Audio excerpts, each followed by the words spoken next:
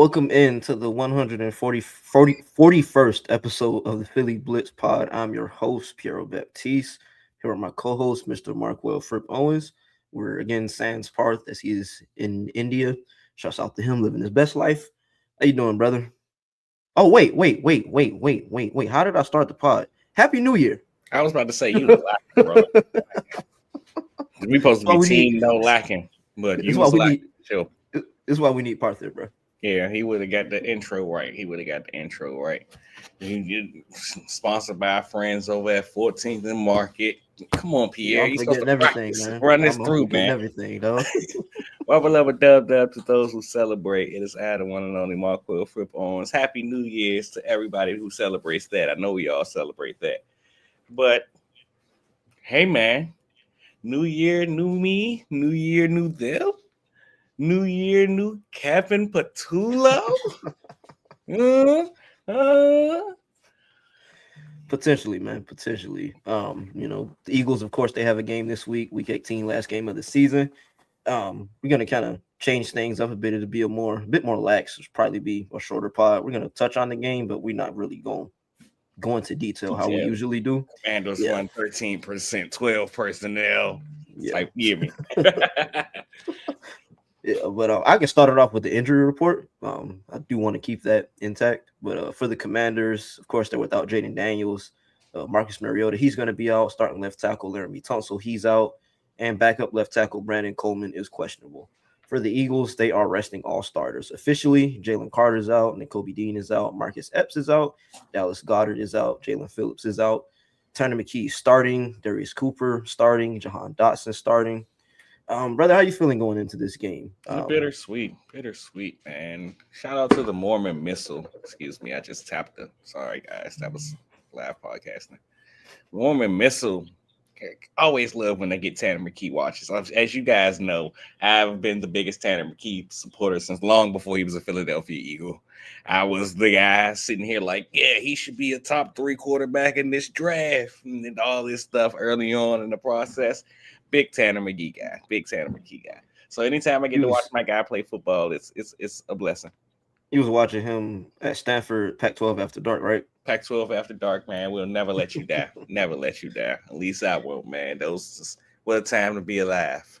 But we could keep the conversation here on Tanner before we go into kind of the whole rest of the starters topic. But for Tanner, this game, it kind of presents the opportunity. Like, I know a lot of people, fans, some media, they've had the sentiment that Jalen Hurts kind of limits what they do from a scheme perspective offensively, and kind of with Tanner, it gives them the opportunity to kind of like open up the playbook a little bit more. And I know we kind of saw that last year against the Giants, where they ran the most under center that they did of any game last year. So what are your thoughts on that? Me personally, I don't buy into it. I think Tanner, he's a very talented quarterback, and they're just trying to use him to the best of his ability. So I mean, it's a bittersweet kind of conversation where I personally, something I've said for a long time, dating back to the Carson Wentz era. You guys know, y'all been around for the long haul of the Philly Blitz podcast, or even our P's and Q's days. The relationship between Carson and Doug was always a strange one.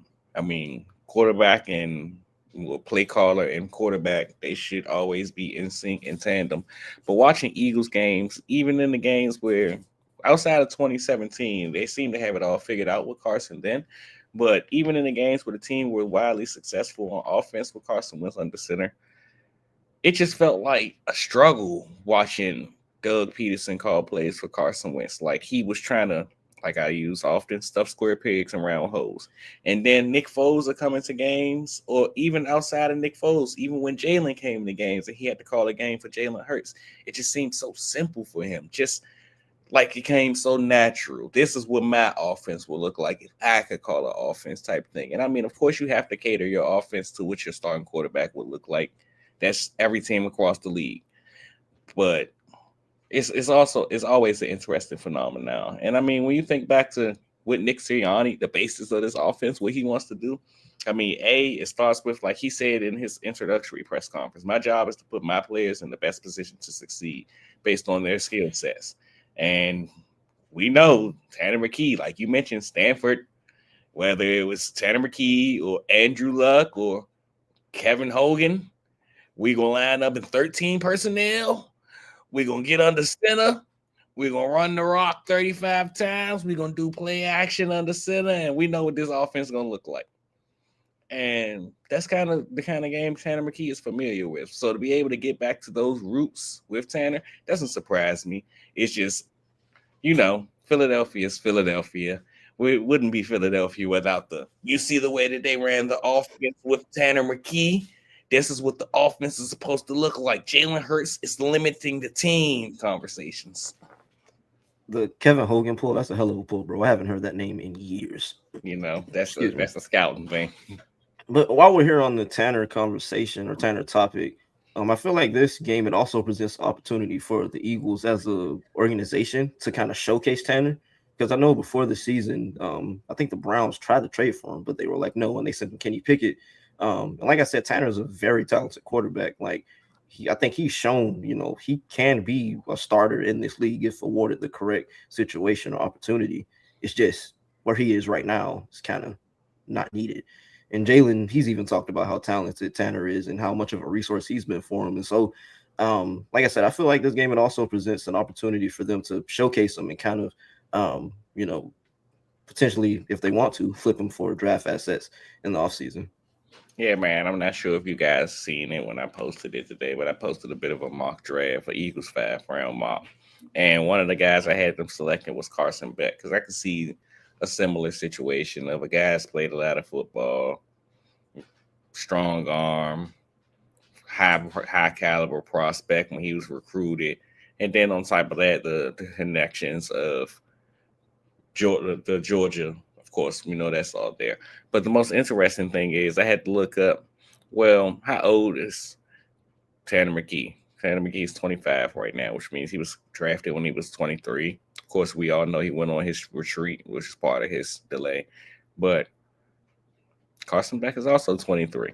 So I don't think they wouldn't mind drafting a guy at that age, letting him sit for a while, be able to get the development. And by the time we reach his second season, they're sitting there like, yeah, we want him to be the backup quarterback and kind of like repeat the cycle like they've continued to do. But in terms of Tanner, like you said, this is an obvious opportunity for him to showcase what he can do or can be in this league. There are multitude. I think there are a multitude of teams that would love to have a guy like Tanner McKee under center. Man, I like guys know my favorite stat to pull with this. Like we get in terms of talent level, and of course we're in the NFL now, and all these guys' career have went how they've went.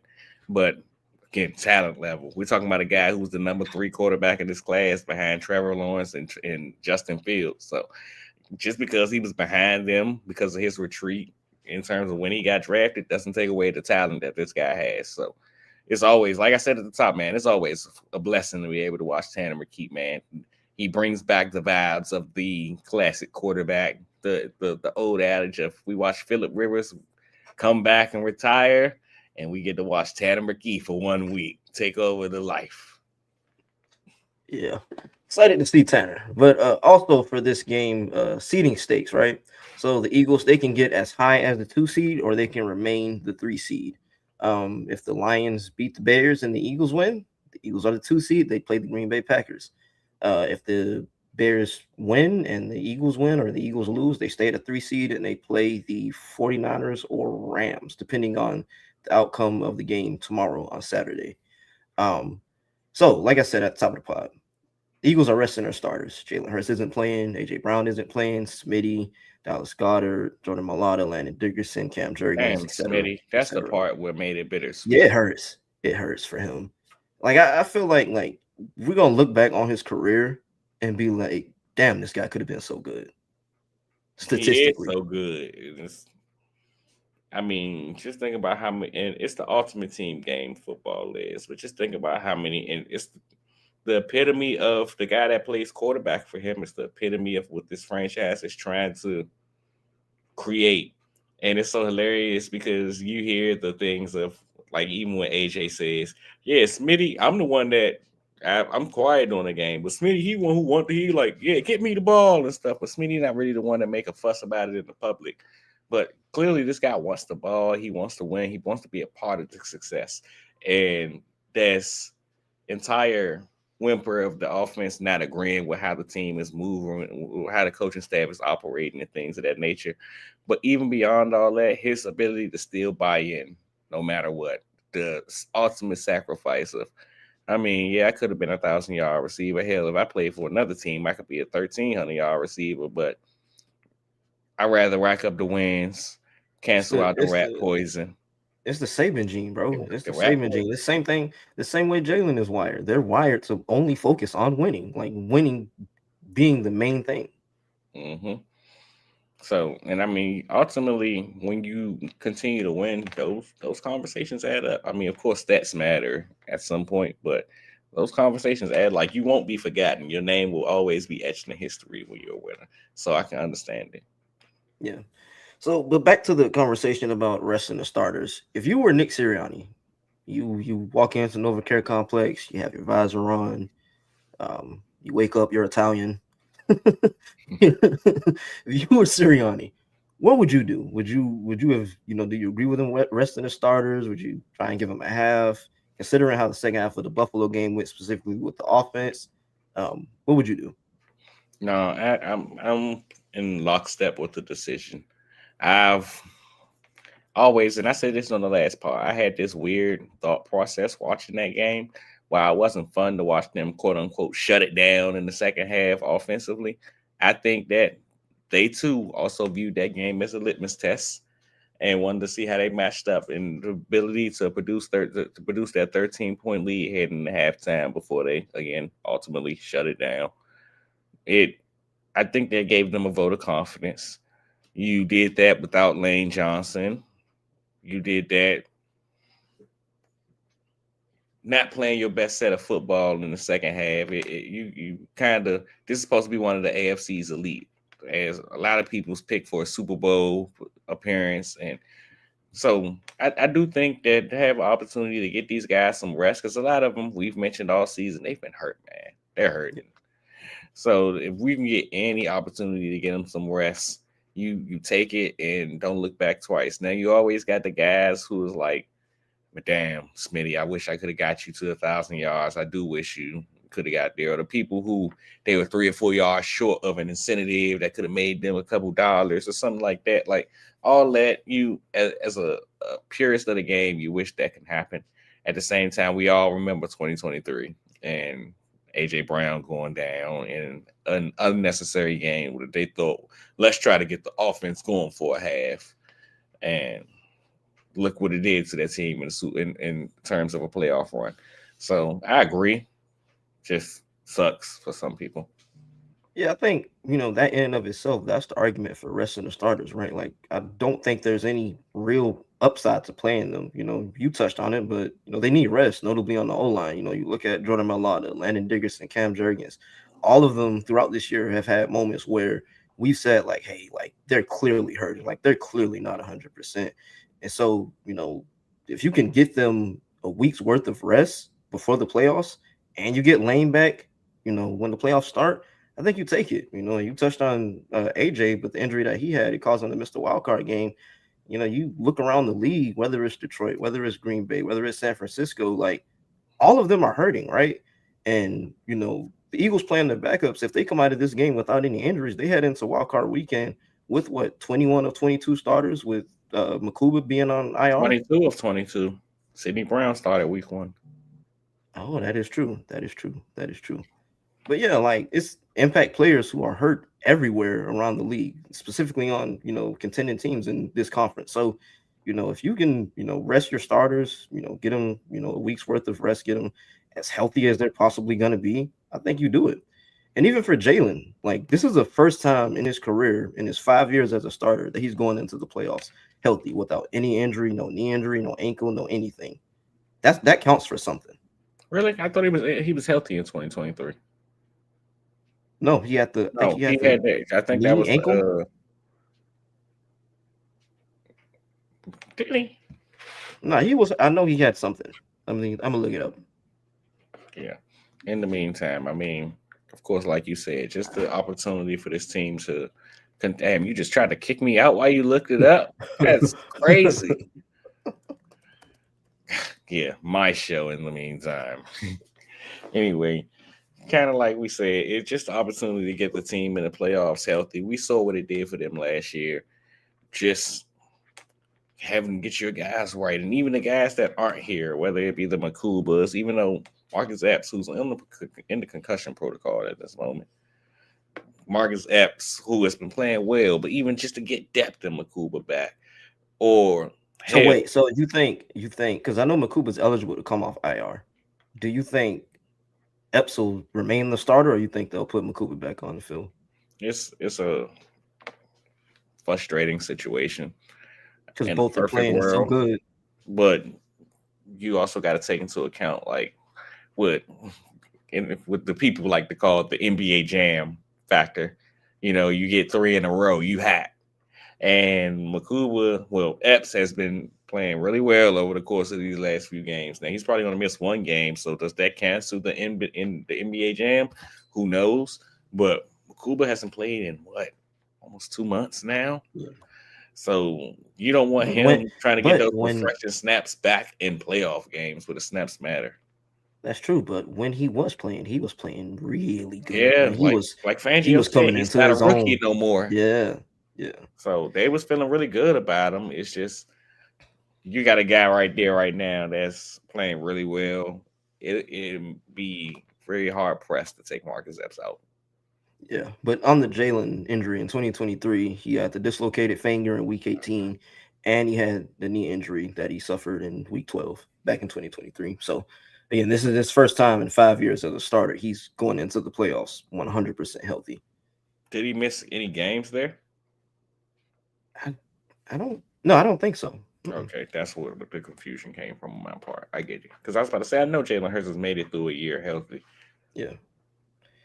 But then also looking at this Eagles Commanders game, I also think they're comfortable resting the starters because they believe that their backups can beat the Josh Johnson led Washington Commanders.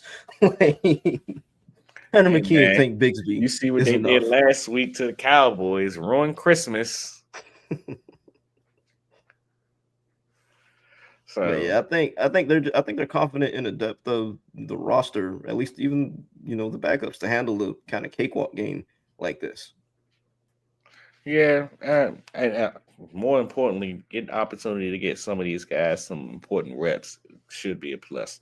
Of course, as I mentioned on Twitter earlier today, and friend of the pod, Anthony DeBona, who pointed this out, the team activated Cameron Williams off of injured reserve, giving him the opportunity to get on the field this week, man. Which we all thought there was going to be a similar road down the path that we see Miles Hinton take and a couple of the other young guys who just haven't played this year, been on the towards stints on the IR, so they can preserve roster and practice squad spots and get them reps while they could in terms of opening the window, but not necessarily playing them.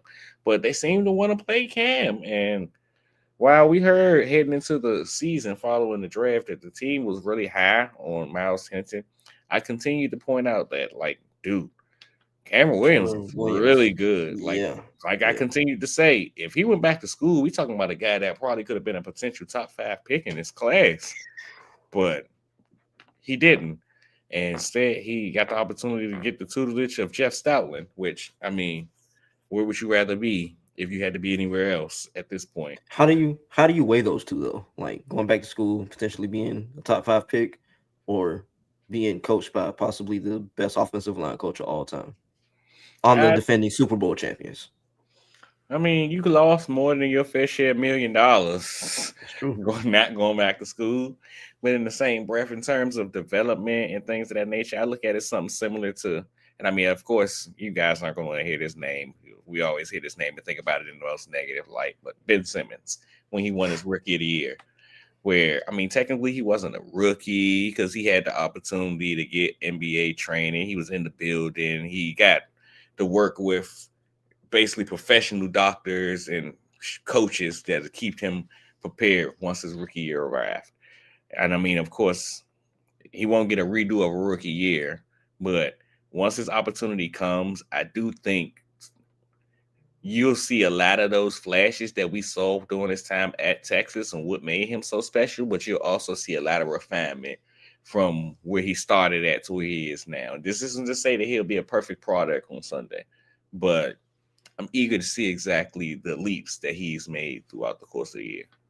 Yeah, the biggest thing for Cam was the potential that he had. Like, you talked about it, but the high ceiling, and also another thing, not only having a chance to be coached by Jeff Stoutland, but having a tutor like Lane Johnson to lean on, Hmm. possibly again the best right tackle in NFL history. Like, that's kind of invaluable for the guy.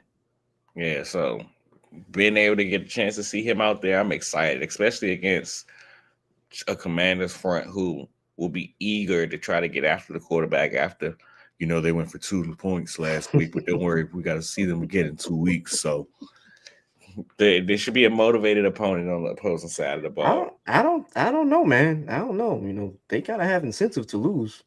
No, I High didn't draft say that pick. they were going to win. I just said they were going to play hard. It's going to be one of them games where the first half, we might even go down 14-0, and then we're going to be talking about Tanner McKee, the great 14-point comeback in the week 18, and this going to be part of Eagles lore forever. Where in reality, they didn't want to win this game. They just wanted to win the first half. Like, you guys tried to play with us. We'll scare you. Okay. So who the Commanders owner is? Joshua Harris? Tanking? It's gonna happen. They're not gonna try and win this game. Dun, dun, dun, dun, dun, dun, dun, dun. But you outlined Cameron Williams as someone you're interested to watch. I'll go Drew Kendall. I kind of want to see how he looks after a full season in an NFL program. Of the three offensive linemen that they drafted last year, he's been the only one that's been on the roster all season. So it's been something that they've seen in him, that they're like, hey, we do not want this guy to go on practice squad and have another team potentially sign him. And I know they've been burnt by that in the past with a guy like a Yeah, Dylan McMahon, I was about but to say shout out to him, man. yeah, but just for Drew, specifically, like I know he's in that kind of smaller center role, the Jason Kelsey, Cam Jurgens kind of mold of centers. So I'm interested to see what he looks like. I know, you texted me, I think last week, and you were like potentially moving Jurgens to right guard. So if Drew, if he puts good film on tape, maybe that's a conversation for the offseason. Shout out to also friend of the pod, Chucks, who gave me some good pushback on there. I mean, of course, we always got the year of tape that they had of Cam Jurgens and Jason Kelsey playing next to each other, but just I don't know. I mean, they've shown a willingness to want bigger bodies playing next to their smaller centers over the last few years. So maybe that's not something they'd be interested in, but who knows? Just spitballing. But Yeah. Bro, it's week 18, dog. We just chopping it up, gang. Yes. just trying to get all my guys some shout outs out Yeah, here. man. But I mean, on the Drew Kendall front, I'm excited to see how this works because like his skill set does not match his body. He was always a Expand fun on that. watch. He was always a fun watch because he's a smaller guy. But when you think about these smaller guys, you think about even Cam Jurgens, who was a little bigger than Jason Kelsey, but you think about the Tyler Linderbaums or Nick Harris. That's another pull from a few years back, where these smaller centers who they're good, they're uber athletic, want to get them out in space. That's when they're at their best, and they kind of showcase what they mean to this league and specifically to an offense like Philadelphia. Drew Kendall's not really despite him being smaller, he's not really a mobile guy. What he is very technically sound though. When he gets his hands on you, it is usually a sound block. He knows how to get to where he's trying to go in terms get working through trash, as we like to call it. And just he's a technician out there. So it's a far cry from what the Eagles have originally pitched at the center position. So I'm eager to see, what does the play calling look like? Do they still try to see if they can get him out on the move or what he looks like out on the move or some of those counters and things of that nature? But it's interesting to say the least. Yeah. Another guy I'm interested to see, Mac McWilliams, rookie cornerback out of South Florida, right? He went to South Florida, right? Mm-hmm. Yeah. I know Vic Fangio loved him during training camp in the offseason. Talked about how I don't believe Football yeah, savvy. football savvy. Yeah, that was the term he used. But he hasn't found his way on the field this year. Has he played a snap? That's a good question. I That's a don't really think he good has. question. I don't think it's like they've kind of wrapped him in bubble wrap. Like I know he's been inactive a couple of weeks, Mm-hmm. but I want to see what he looks like on the field versus NFL competition, right? Like I know the book on him coming out of USF was he was kind of a nickel only corner, and they tried him at outside corner, and Fangio obviously liked what he saw in terms of technical ability. So just kind of seeing what he looks like versus NFL competition. Excited to see that. Reef, what up, man? Appreciate you for tapping in, showing What's us up, some brother? love, getting in the comments. But Encourage more people to get active in the comments, dog. yeah, man, that's why we had to give We, my guy some love we for him want to getting out there. we want to have interactive streams, man. But just like you mentioned, man, I'm eager to see. You guys know I was a big Mac fan heading into the preseason and You early in were the early you portions of the season. you were a Big Mac fan. Makes it even funnier because I don't even eat McDonald's. But yeah, we gonna coin that TN trademark it. We gotta put the word in there. Big Mac fan. But I was a Mac Williams guy early on, especially the prospects of how he looked playing the nickel and what we talked about moving Cooper DeJean outside or what that could potentially look like and having somebody that could spell him. And I mean, he had up and down preseason to say the least, but he sounded like he had a really good camp. And it was a guy that I was pretty excited about for the team. I mean, of course, we just mentioned Big Fangio and how he feels about the guy. So being able to see him, hell, being able to see Jacorian Bennett, who is talk about a guy that's been wrapped in bubble wrap. Vic Fangio will not let this man touch the field since week one. He has he's played probably one or two more times. I know Yeah, he's been hurt, but like once he got hurt, something. it was kind of a wrap. But Yeah, he came in a couple. I know he played against Dallas the first game, I think it was, and just went missing for a while. I can tell you who I don't care to see. Wow, man, good special team snaps. Good special team snaps. You know, you know who I'm saying. You talking about the '97 Cadillac? It's, wait, are we thinking about the same player? I don't know. You tell me. Keely? Yep, '97 Yeah, Cadillac. yeah, brother. I don't care to see him play defensive snaps, dog. I don't, man. It's so hilarious, man, because it's like you gotta scout players that archetypes or helmets and things of that nature. And I was doing that mock draft today, and I was looking into a guy, and damn, I believe it was Jalen Kilgore, South Carolina cornerback. And as I'm looking through him, I'm like, man, he remind me a lot of somebody. I just can't figure out who. And by the time I got to the end, I was like,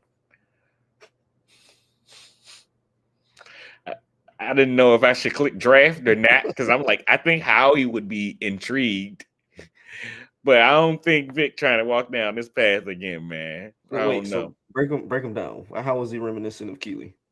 Just tall, long, slinky guy. Not really his best when the ball is in the air. You kind of, I don't want to say he panics, but for lack of a better term, he panics when the ball is in the air. But he's pretty sticky in terms of when he keep his eyes on the quarterback and in some man coverage. So I can see a schematic fit. It's just the uber athleticism that he possesses is very reminiscent. It's you banking on the athlete itself. You also gotta hope that the development kicks in. Also feel the very same way about him as I felt about Keely as a run defender. Like y'all explain Keely all off season. The big guy, he should want to tackle. And I'm like, Keely don't like tackling guys. Like that's not his thing.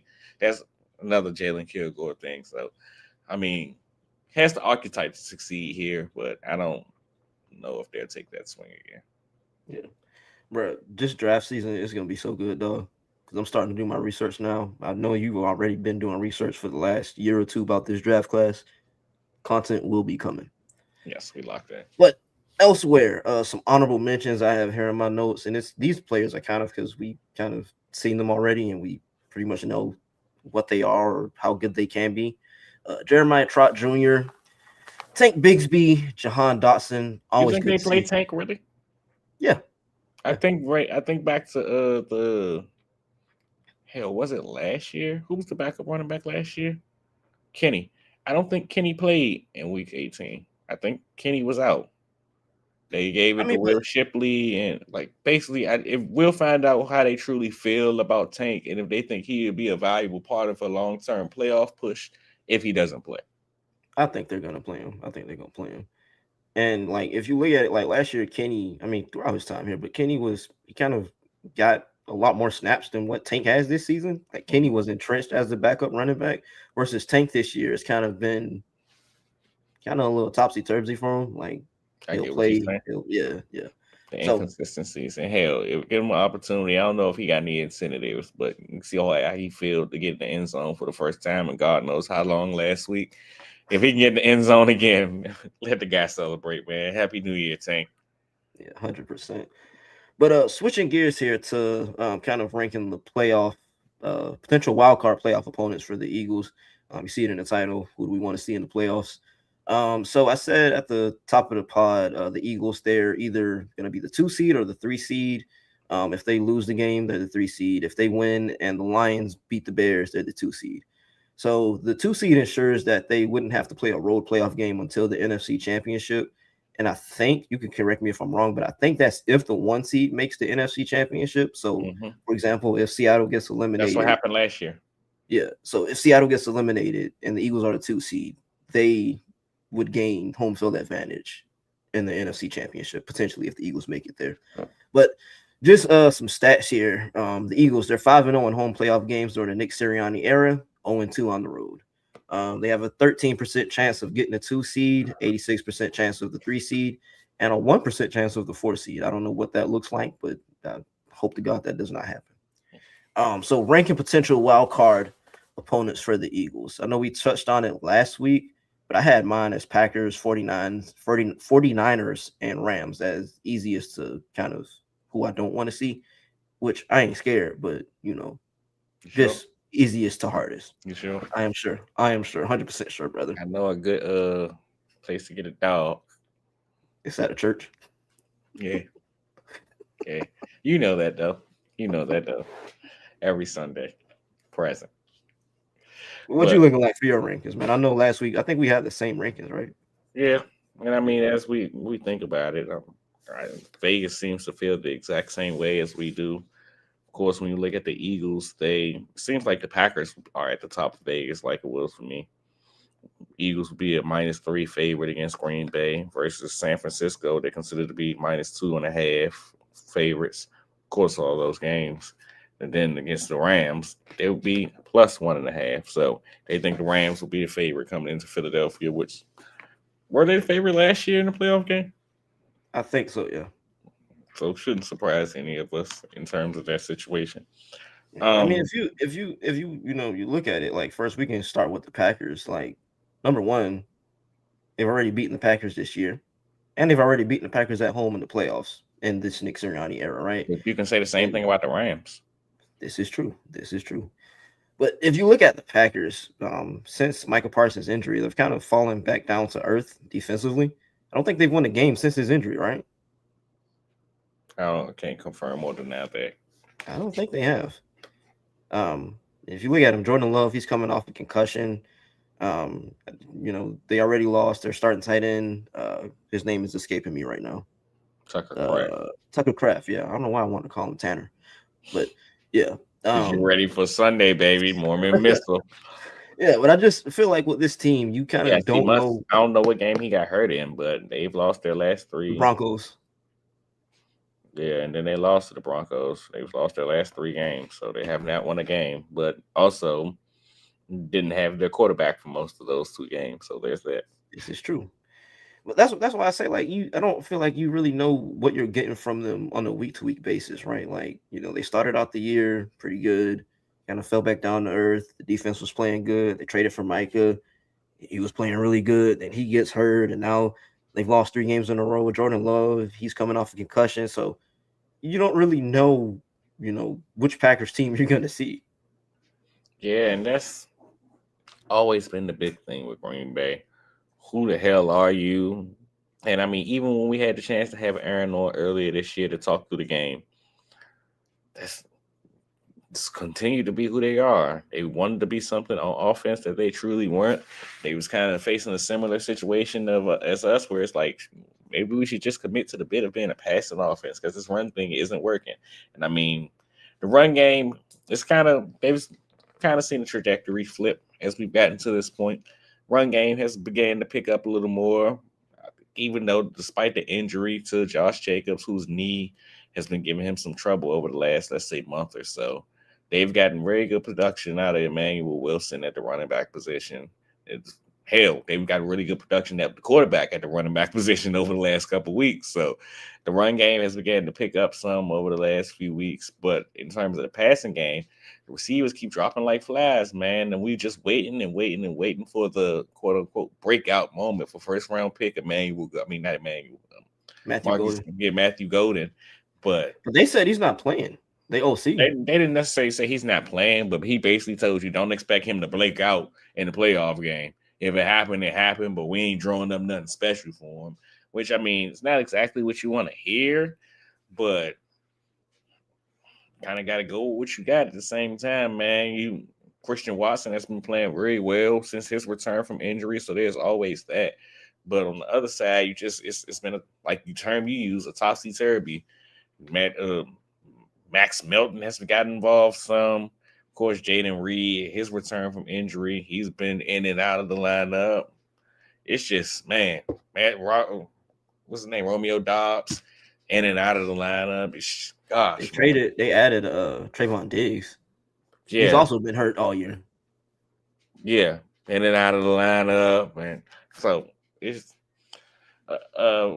strange team, man, trying to get healthy at the right time, trying to figure out their best brand of football at the right time, but things just aren't trending in their direction. Losing 3 straight prior to the playoffs with 1 week left, and that game is against the Bears, right?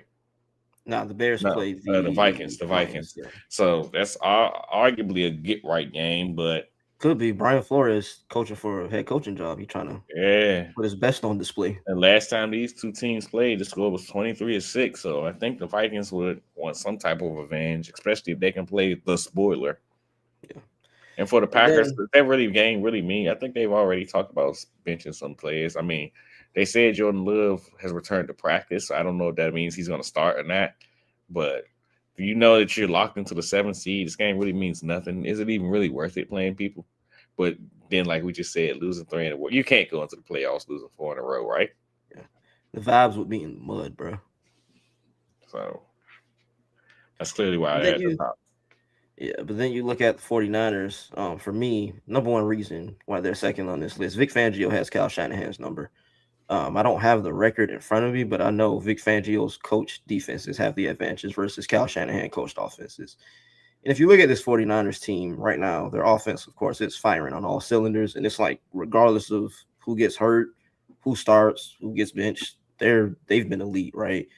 Brock Purdy, he's playing at a really high level since he came back from injury.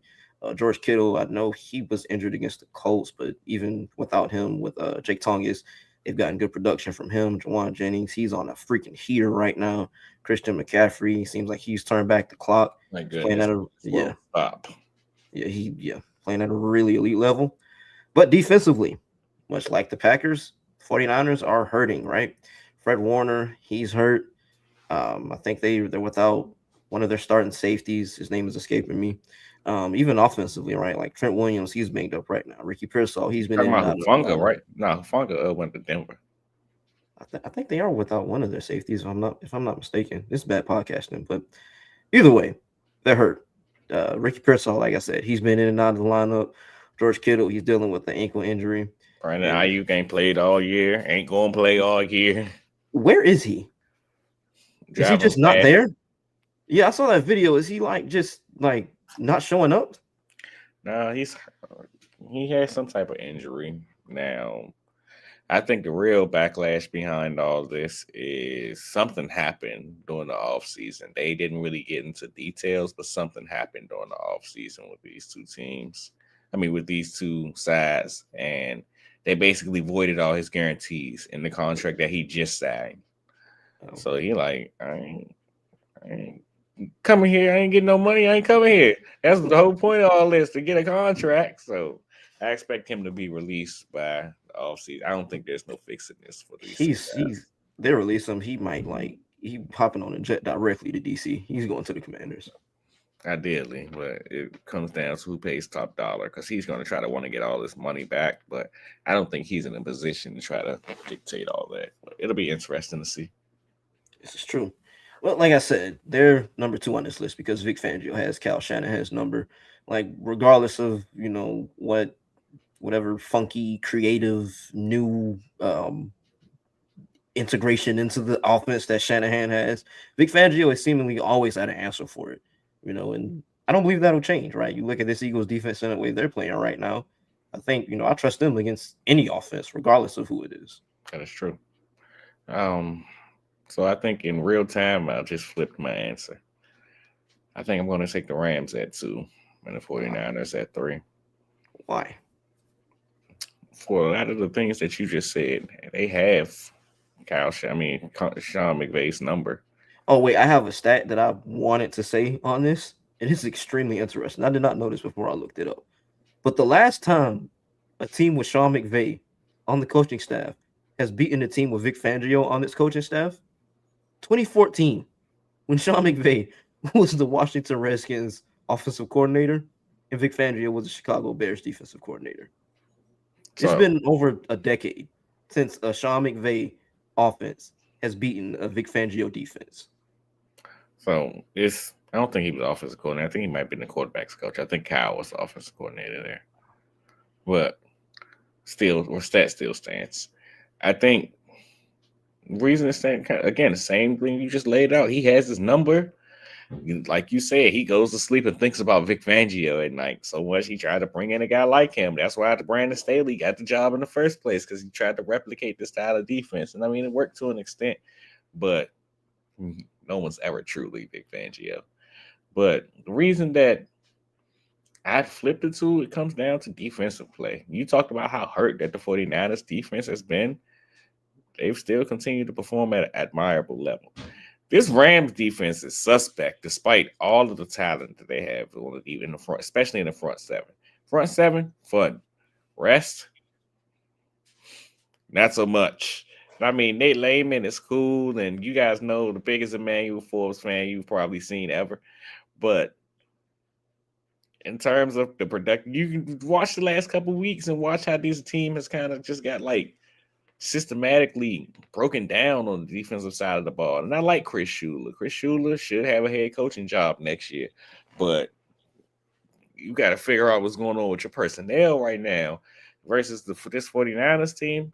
They got black magic, brother. Kind of like I said last week when we talked about this team. Your quarterback, first of all, your quarterback missed 8 games, and you talking about being the 1 seed in the NFC. I don't want to play you.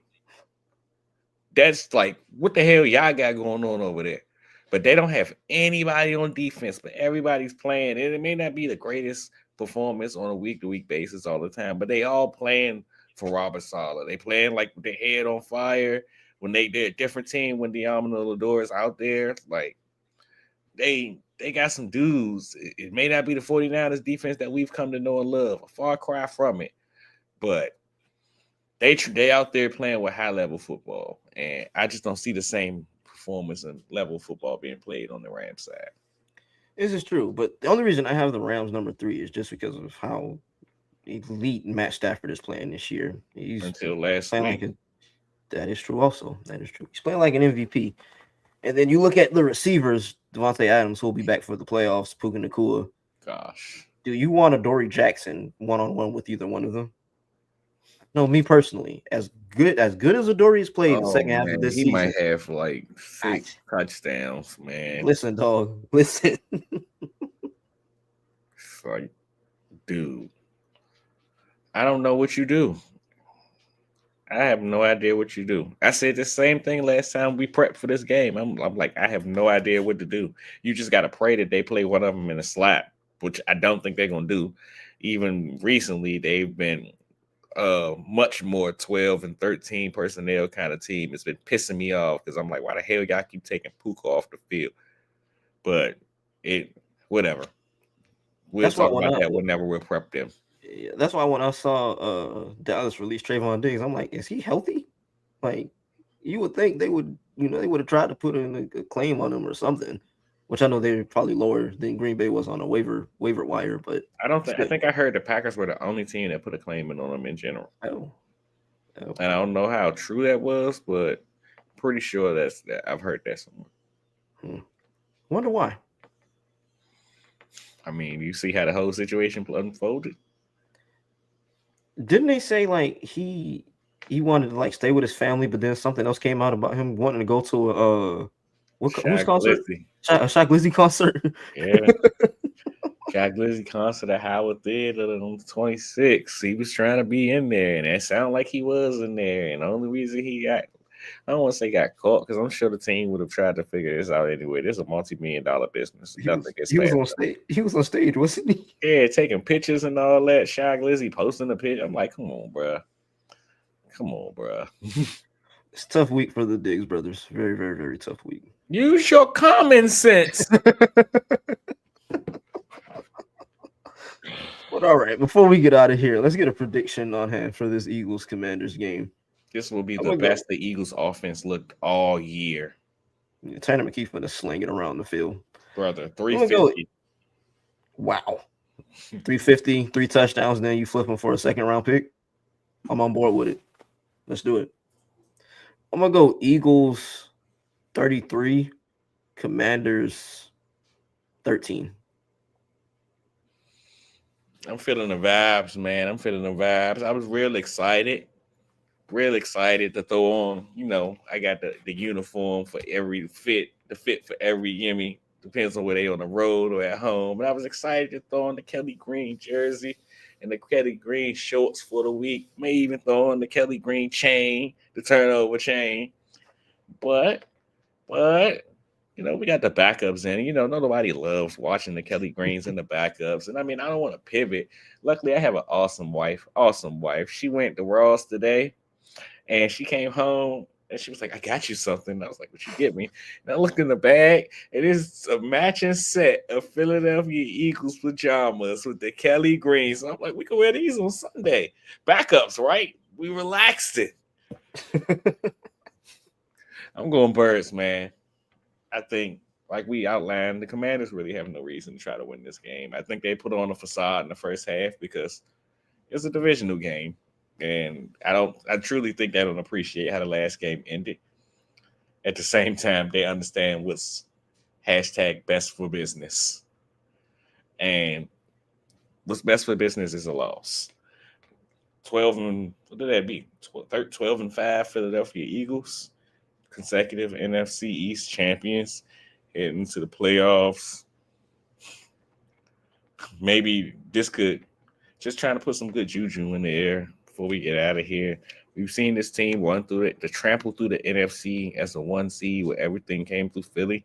We see them sneak their way through everything coming through Philly as a 2 seed last year. Third time's the charm, right? The 3 seed, Philadelphia Eagles. Man. Mm-hmm.